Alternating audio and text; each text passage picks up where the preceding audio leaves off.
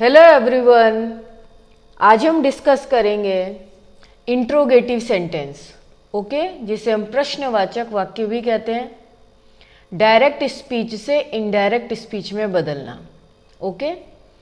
Important चीज़ है, interrogative sentence में आई, said to को आस्क्ड और एनक्वायर्ड में चेंज करते हैं, ओके। पहले भी हमने ये डिस्कस किया था, अगर इंट्रोगेटिव सेंटेंस में सेड टू अगर आ रहा है तो वो आस्क्ड में चेंज हो जाएगा और एनक्वायर्ड में, ओके। सेकेंड चीज़ आपको ये ध्यान रखनी है कि अगर इंट्रोगेटिव सेंटेंस है आपके सामने, रिपोर्टेड स्पीच कौन सी होती है? जो इन्वर्टेड कॉमास के अंदर आती है, ओके। तो हमें यह ध्यान रखना है कि जब इंट्रोगेटिव सेंटेंस में रिपोर्टेड स्पीच के प्रारंभ में, मीन्स स्टार्टिंग में, जो इन्वर्टेड कॉमास के अंदर वाला भाग होता है, ओके, वो रिपोर्टेड स्पीच होता है।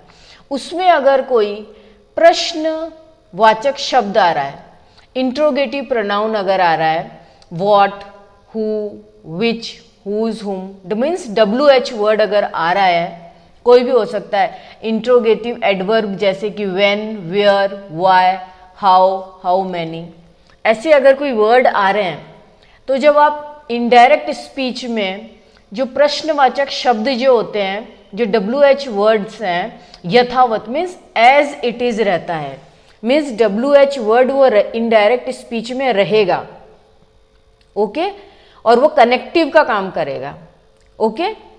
और मोस्ट इंपॉर्टेंट है कि जो दैट कनेक्टिव के रूप में लगता है, दैट का प्रयोग नहीं किया जाएगा। जब WH वर्ड आ जाएगा तो WH वर्ड ही कनेक्टिव बन जाएगा, तो दैट का यूज नहीं करेंगे हम। ये मोस्ट इंपॉर्टेंट चीज़ है, आपको ये ध्यान रखनी है, ओके। और ये एक स्ट्रक्चर है इनडायरेक्ट स्पीच का, आपको इसे लर्न कर लेना है ताकि आपका गलत ना हो, ओके। ये स्ट्रक्चर दिया है, आपको देखना है। इनडायरेक्ट स्पीच लिखा हुआ है, ये सबसे पहले आएगा इसमें सब्जेक्ट प्लस आस्क्ड, एनक्वायर्ड, दोनों में से कुछ भी आप जो भी आता है, plus object plus WH word plus subject verb.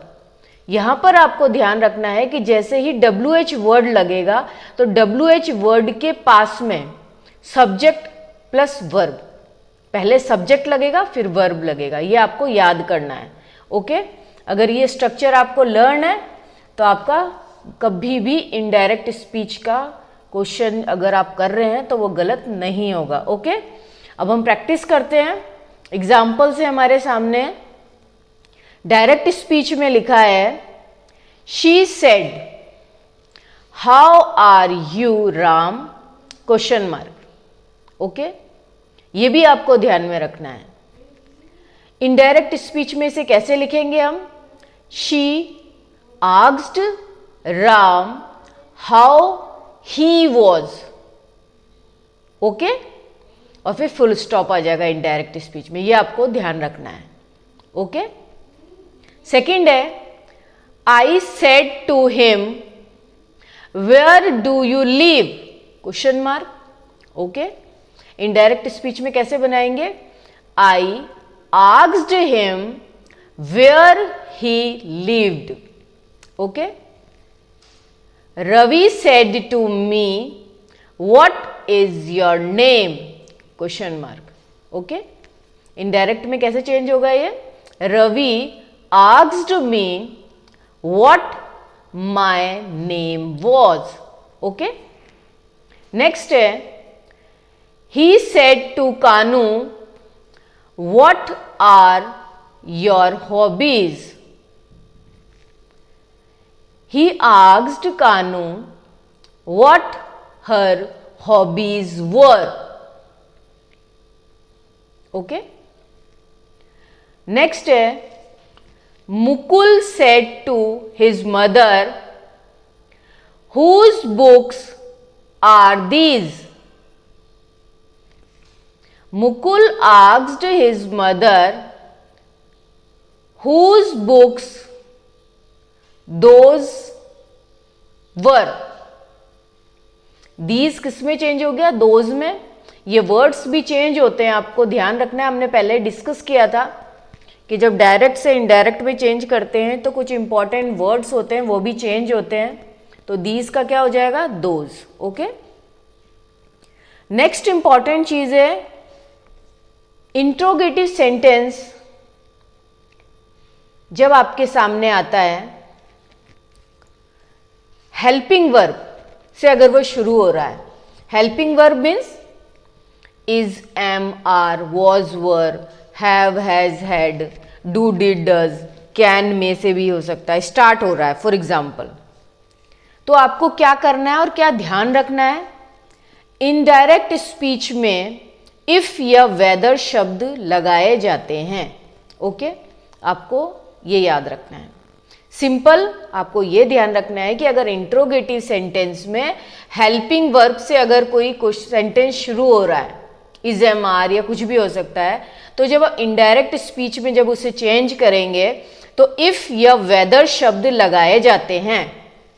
बस आपको ये ध्यान रखना है।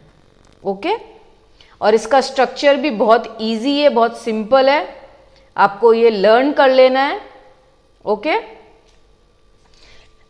इसका स्ट्रक्चर है indirect speech, subject plus asked, enquired plus object. उसके बाद जब आप इनडायरेक्ट बनाएंगे तो बीच में क्या लगेगा, इफ, वेदर, दोनों में से कुछ भी लग सकता है। उसके बाद सब्जेक्ट, वर्ब, ऑब्जेक्ट, ये आपको लर्न कर लेना है। इफ, वेदर के बाद subject, verb, object, most important है। ओके, ये स्ट्रक्चर आपको याद है तो आपका गलत नहीं होगा। ओके, एग्जाम्पल दिए हैं, हम एग्जाम्पल को करेंगे, आपको और समझ आ जाएगा। Anu said to me is your brother studying well. ये किससे शुरू हो रहा है, हेल्पिंग वर्ब से शुरू हो रहा है, is. Okay, Anu asked me if my brother was studying well. Okay, Ranu said are you insane. Helping verb से शुरू हो रहा है सेंटेंस, आर से। Are you insane. Ranu asked if he और आई दोनों में से कुछ भी लग सकता है, was insane, full stop. Okay, the boys said were we not playing well.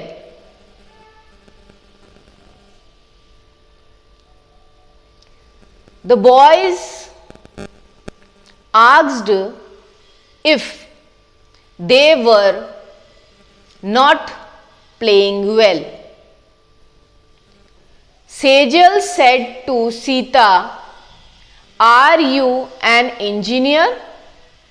Helping verb से शुरू हो रहा है ये। Sejal asked Sita if she was an engineer. I said to Sonu, do you work hard these days? Question mark.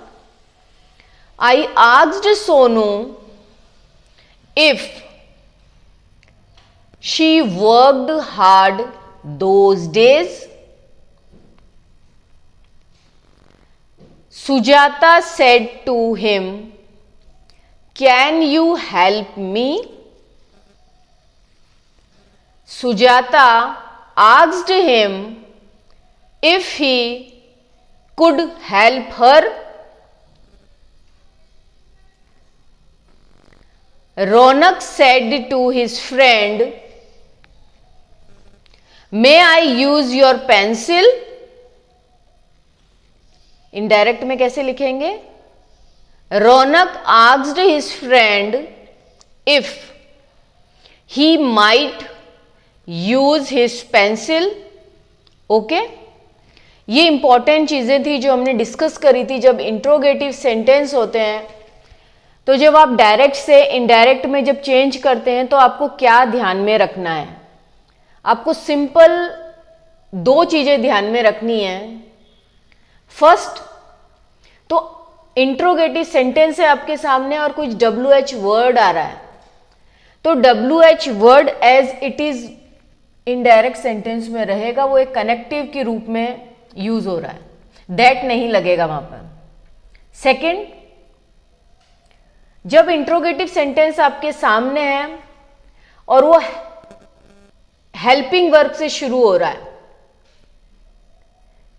Okay, helping verb से जो शुरू हो रहा है इज एम आर से, तो इफ और वेदर शब्द लगाए जाते हैं। बस आपको ये ध्यान रखना है। और मोस्ट इंपॉर्टेंट एक चीज आपको और ध्यान रखनी है, वेदर का यूज आप जब करेंगे जब आपके सामने कोई चॉइस आ रही है, ये आपको ध्यान रखना है रिपोर्टेड स्पीच के अंदर, ओके। बाकी इफ लगाना है आपको, बस ये ध्यान रखना है, ओके। Thank you.